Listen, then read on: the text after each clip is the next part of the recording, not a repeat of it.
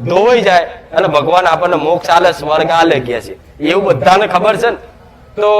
શું ગંગા નદી થી પાપ ધોવાય ના ધોવાય તો શાસ્ત્રોમાં લખેલી વાત થોડી ખોટી હશે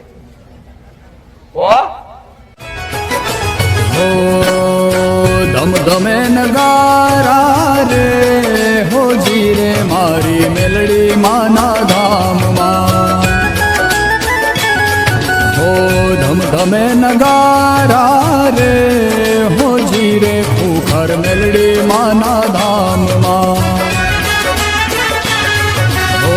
આરતીની શોભા પાર હોજી રે બહુચર મેલડી માના ધામ